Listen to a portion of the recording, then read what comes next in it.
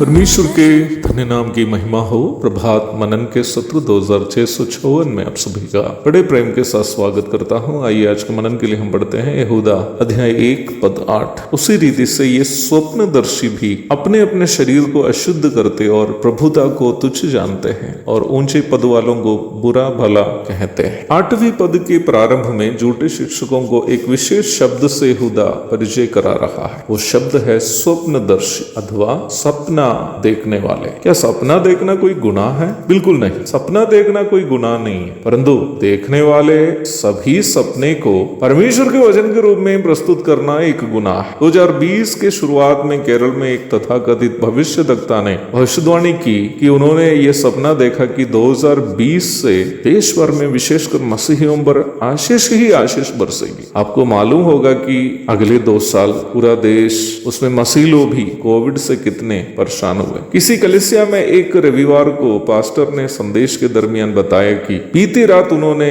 ऊंट मरुभूमि से यात्रा करते हुए सपना देखा, इसलिए उनको यथाशीघ्र अरब के देशों में प्रचार के लिए जाना है। कलीसिया में उपस्थित एक नटखट लड़का पास्टर साहब से पूछा, अंकल जी, मरुभूमि और ऊंट तो हमारे राजस्थान में भी है ना? कहीं ये भी तो हो सकता है कि प्रभु आपको राजस्थान में भेजना चाहता हो। झूठे शिक्षकों की एक अन्य पहचान यह है कि वे अपनी मर्जी के अनुसार जिन चीजों के लिए तरसते हैं उसे वे परमेश्वर के वचन के रूप में लोगों के सामने परोसते हैं। हमें यह बात अवश्य समझनी चाहिए कि हमारे जीवन के अनुभवों को यूं ही परमेश्वर की अगुवाई के रूप में ना ले। जीवन के अनुभव यदि परमेश्वर के लिखित वचन की शिक्षा के साथ मेल नहीं खाते हैं तो उसे कभी भी परमेश्वर की अगुवाई के रूप में नहीं समझनी चाहिए। इसलिए मसीह विश्वासियों को हमेशा जीवन के अनुभवों से बढ़कर वचन के उपदेश को अपने जीवन में महत्व देना चाहिए। यदि हम वचन की शिक्षा से अधिक जीवन के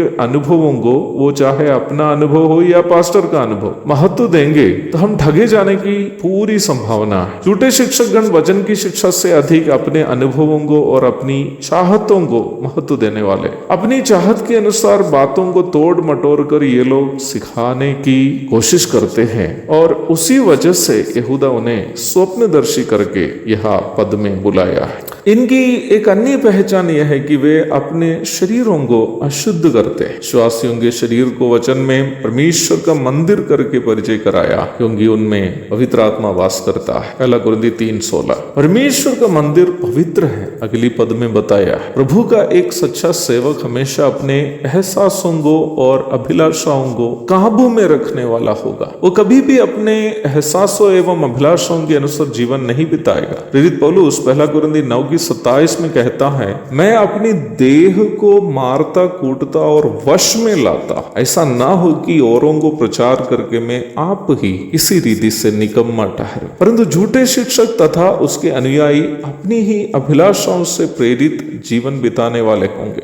तीसरी एक और महत्वपूर्ण बात यहाँ झूठे शिक्षकों के बारे में यहूदा कहा है, प्रभुता को तुच्छ जानते हैं और ऊंचे पद वालों को बुरा भला कहते हैं। परमेश्वर के द्वारा सेवा के लिए नियुक्त लोगों को तुच्छ समझना और उन लोगों के बारे में हमेशा कुछ बुरी बातें फैलाते रहना इन झूठों की एक अन्य पहचान है। वर्तमान समय में ऐसे काफी लोग हैं जिसमें सेवा करने वाले कहने वाले भी हैं, प्राचीन कहने वाले लोग भी हैं, जो प्रभु के द्वारा उपयोग किए जाने वाले वाले प्रभु के दासों के बारे में बुरा भला कहते रहते हैं। कोरह, दातान और अबीराम इसराइल की अगुवाई के लिए परमेश्वर के द्वारा नियुक्त मूसा के विरोध में बोलने वाले थे, ताकि वे खुद को इसराइल के अगुवों के रूप में पेश कर सके। गिनती 16 की 1 से 3 तक। यूहन्ना की तीसरी पत्री में दियुत्रिफेस नामक एक व्यक्ति का जिक्र पद 9 और 10 में हम देखते हैं। वो भी प्रेरितों के द्वारा भेजे गए प्रभु के सेवकों का अंगीकार नहीं करने वाले एक शख्स था, क्योंकि वह खुद को